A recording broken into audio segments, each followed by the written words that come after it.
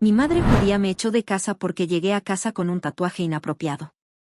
Así que, como venganza, quemé su casa. Llegué a casa una noche con mi familia judía, mostrando un nuevo tatuaje de náusea que me cubría el pecho. Tan pronto como mi mamá lo vio, me dijo que ya no era bienvenido en esa casa. Obviamente, me quedé atónito al escuchar eso, así que me enfrenté a ella. ¿Me estás echando? No, no lo harás. Fue entonces cuando mi papá entró furioso. Al notar mi tatuaje, me golpeó con la palma de la mano. Puso tanta fuerza que caí y mi pecho chocó con el borde de una silla. Me levanté y grité, ¿quieres que me vaya? Está bien. Pero marca mis palabras, regresaré. Subí las escaleras, empaqué mis cosas, rompí el espejo del baño en un ataque de rabia y salí. Lo último que le dije a mi madre fue, pagarás por esto con tu vida. Supongo que debería explicar por qué me hice el tatuaje. Verás, nunca quise seguir la fe judía. Era tan tradicional y aburrida, entre las festividades, la educación religiosa y siempre asistir al servicio de Sabbat. Lo peor era el rabino. Sus servicios eran largos y tediosos, pero mis padres me obligaban a quedarme. Ahora que tengo 18 años, puedo decidir cómo quiero vivir mi vida. Bueno, después de que me echaron, llamé a uno de mis amigos, quien me habló sobre el tatuaje. Él tenía un grupo que encontré en Facebook y tenían ideas que iban en contra de la norma, lo cual me gustó. No tenían reglas restrictivas y me enseñaron que ciertas personas simplemente son mejores. Cuando me uní a este grupo de Facebook, me iniciaron y dijeron que debía hacerme el tatuaje a juego que todos los miembros tenían, el cual me hice ese día. Sentí que por primera vez en mi vida experimentaba la libertad, sin estar atado a las sofocantes tradiciones y reglas que mis padres me imponían. Sentía que finalmente estaba tomando control de mi propio camino. El grupo de Facebook me dio un sentido de pertenencia que nunca había tenido antes. No me veían como una decepción o un fracaso como lo hacían mis padres. Me veían como uno de ellos y me trataban como a un hermano. Esa noche me quedé en el sofá de mi amigo. Él entendía por lo que estaba pasando. A él también lo habían echado de su casa, por razones diferentes, pero compartíamos ese vínculo. Pasamos horas hablando sobre el grupo. Luego me preguntó si quería salir esa noche para celebrar. Y estaba confundido. Me acababan de echar de la casa de mis padres. Me dijo que debíamos celebrar el hecho de que defendí lo que era correcto y que podíamos llamar a algunos miembros para que salieran con nosotros. Dijo que estarían orgullosos de mí. Salimos esa noche y fue divertido, pero no podía evitar sentir la traición de mis padres que me dolía. Esos chicos se habían convertido en mi nueva familia. Tenían una visión del mundo que tenía sentido, un mundo donde los más fuertes gobernaban. Mis padres siempre me enseñaron que todos eran iguales y que teníamos que preocuparnos por los demás. Pero el grupo me mostró lo contrario. ¿Por qué debería preocuparme por personas que no se preocupan por mí? ¿Por qué debería sacrificar mi felicidad por el bien de la tradición? Cuanto más hablaba con el grupo, más empezaba a ver a mis padres por lo que realmente eran, débiles. Se aferraban a sus tradiciones porque tenían miedo del mundo y de la verdad. Se escondían detrás de su religión porque no podían enfrentar la realidad. Bueno, yo ya no tenía miedo. No iba a ser como ellos. Después de esa noche con los chicos, supe que tenía que hacer de la vida de mis padres un infierno viviente. Comencé poco a poco la semana siguiente, fui a la casa de mis padres tarde en la noche, después de que se durmieron, y pinté símbolos con aerosol en la entrada y en la puerta del garaje. Mi amigo del grupo vino conmigo. Él estaba vigilando. Cuando terminé, había símbolos por toda la parte exterior de la casa. Quería que se despertaran a la mañana siguiente y recordaran lo que habían perdido. Quería que sintieran el mismo dolor que yo sentía cada vez que me obligaban a soportar uno de esos interminables servicios y la misma ira que se acumulaba dentro de mí cada vez que me decían que tenía que ser algo que no era. Sabía que les dolía. Lo veía en sus ojos cuando mi mamá me hacía videollamada llorando, pero no me detuve. Cada vez que los limpiaban, mis amigos y yo volvíamos a destrozar su casa y pintábamos mensajes en las ventanas. Las llamadas tampoco paraban. Mi mamá seguía rogándome que parara e incluso dijo que podía regresar a casa. Ella todavía pensaba que podía arreglarme y que volvería a casa si decía lo correcto. Pero yo no iba a regresar, nunca. Después de unas semanas, me volví más audaz. Una noche, corté las llantas del auto familiar. Ese era el único auto que mi familia tenía y mi papá lo usaba diariamente para ir al trabajo. Me escondí entre los arbustos hasta la mañana, cuando mi papá salió y encontró su camioneta con 4 llantas pinchadas. Llamó a mi madre desde dentro de la casa. Y se sintió bien verlos entrar en pánico, sabiendo que estaban atrapados. Ya no podían huir de lo que me habían hecho. No podían pretender que todo estaba bien. Mi papá no me llamó esta vez, pero pude notar que estaba furioso. Entró a la casa y yo me agaché justo afuera de la ventana de la sala. Desde donde estaba, podía escuchar la voz de mi padre. No solo se desahogaba sobre el vandalismo, sino también sobre mí. Era como si me hubiera convertido en un desconocido para él. Dijo que yo era alguien a quien ya no reconocía. Era evidente que creía que estaba demasiado perdido y que ya no era el hijo que había intentado criar. Y luego estaba mi madre. Podía escuchar la desesperación en su voz. Ella no se había dado por vencida conmigo todavía. Podía notar que creía que yo no estaba más allá de salvarme. Decía que esta era una fase terrible y que, con suficiente tiempo, yo volvería a ser el niño que recordaba. Cuando mi papá quería llamar a la policía, ella se negó a involucrar a las autoridades, aunque le había dado todas las razones para hacerlo. Finalmente, mi mamá convenció a mi papá de no llamar a la policía. Después de eso, me calmé un par de semanas para que pareciera que había renunciado. Pero no había terminado, ni por mucho. Unas noches después, estaba sentado en el sótano sucio de mi amigo, el aire espeso de humo y el olor a cerveza rancia. Podía sentir las miradas del grupo sobre mí. Di una calada al cigarrillo, me recosté y traté de sonar lo más relajado posible. Les dije que había pinchado las llantas de sus autos y pintado la casa de nuevo.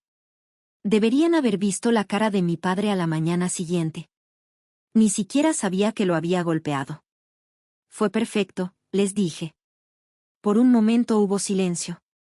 Luego uno de los chicos, Cal, uno de los mayores del grupo, asintió despacio y me dio una palmada en la espalda, diciendo, «Buen trabajo, chico.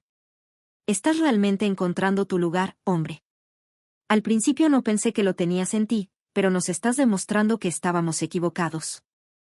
Los demás empezaron a asentir y murmurar en aprobación. La sensación de ser aceptado se estaba volviendo adictiva. Y escuchar que estaban orgullosos de mí me daba una emoción que no había sentido en años. Pero entonces Cal se inclinó un poco más cerca y dijo que estaba haciendo un buen trabajo con mi familia, pero que había más que podía hacer. Se refería a una nueva familia que se había mudado al vecindario. Eran las únicas personas de piel oscura en el vecindario, y Cal lo odiaba.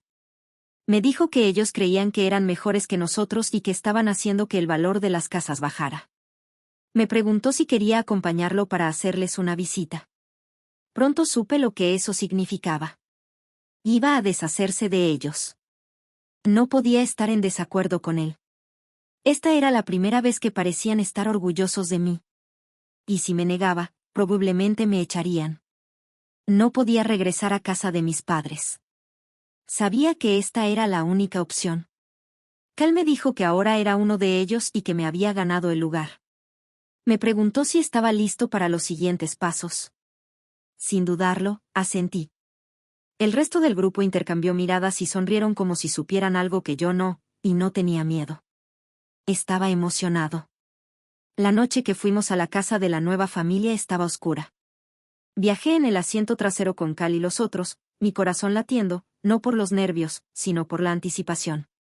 El plan estaba trazado.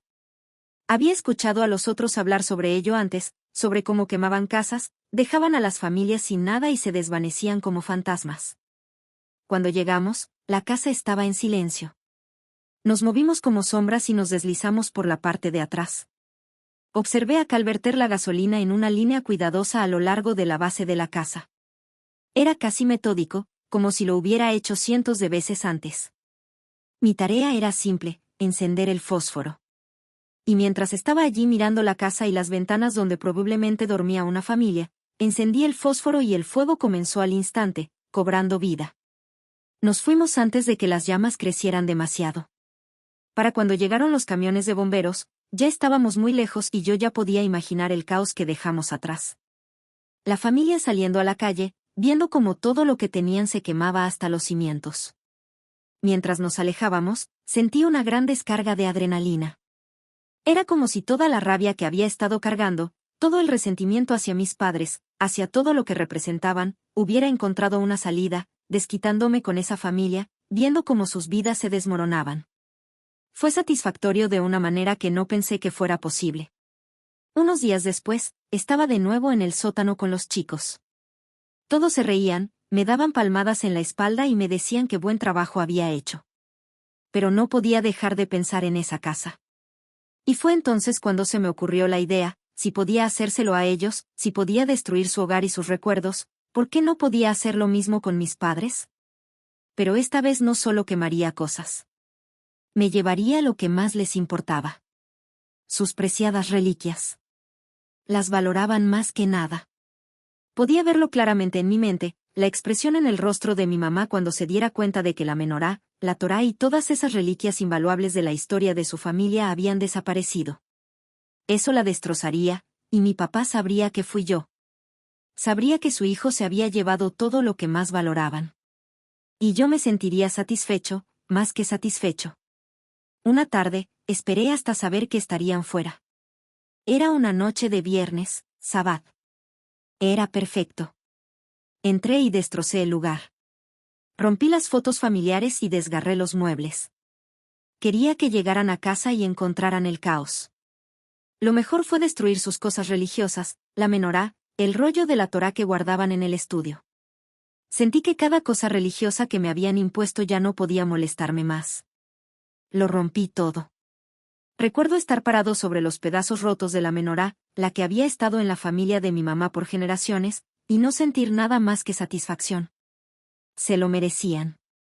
Cuando llegaron a casa, no estuve allí para ver sus caras, pero sé que mi mamá seguramente lloró. Mi papá probablemente me maldijo otra vez, pero no me importaba. Había dejado mi punto claro. Más tarde esa misma noche, volví a la casa, esta vez con una lata de gasolina. Sabía que estaban dentro durmiendo y utilicé las mismas tácticas que me enseñó Cal, prender fuego y salir sin dejar rastro. Vertí la gasolina alrededor de la parte trasera de la casa, encendí un fósforo y observé cómo las llamas comenzaban a expandirse. Al principio, fue emocionante. Me sentía poderoso, como si finalmente tuviera el control. Pero a medida que el fuego crecía, comenzó a invadirme el pánico. No quería que las cosas se salieran tanto de control. Las llamas eran más grandes de lo que había imaginado, y el humo me asfixiaba. Corrí, con el corazón latiendo rápidamente mientras el fuego consumía todo. Para cuando me alejé lo suficiente, pude escuchar las sirenas. Mis padres debieron haberse despertado y llamado al 911. Observé desde lejos cómo los bomberos intentaban salvar lo que quedaba de la casa. La mayoría se había perdido. A la mañana siguiente, desperté con la policía en la casa de mi amigo Alfred, buscándome. Me dijeron que estaba bajo arresto, y me fui con ellos sin mucha resistencia. Mis padres presentaron cargos. Mi mamá había renunciado a mí. Mi papá no dijo nada ni intentó hablarme. Me llevaron a juicio por incendio premeditado. Le contaron al tribunal cómo me había estado comportando, cómo había vandalizado su casa y destruido sus cosas. No negué nada. Había hecho todas esas cosas. Pero mientras estaba sentado en la sala del tribunal escuchando a mis padres hablar de mí como si fuera algún tipo de monstruo, algo dentro de mí se rompió. Yo no era el villano aquí. Ellos fueron los que me echaron, los que se negaron a dejarme vivir mi vida como yo quería. Fueron ellos quienes me empujaron hasta este punto. Pero nada de eso importó en el tribunal. Al juez no le importaron mis razones. Solo vio lo que había hecho, y me sentenció a 5 años en prisión. Han pasado unos meses desde que salí de la cárcel, y he tenido mucho tiempo para pensar. Pensé que estaba luchando por mi libertad, por mi derecho a ser quien quería ser. Pero ahora ya no estaba tan seguro. No he escuchado mucho de Alfred ni de Cal después de mi sentencia y comencé a preguntarme si cometí un error. No sabía si mis padres alguna vez me perdonarían. No sabía si siquiera quería que lo hicieran. Pero mientras me siento aquí día tras día repasando todo lo que pasó, me di cuenta de que tal vez estaba equivocado.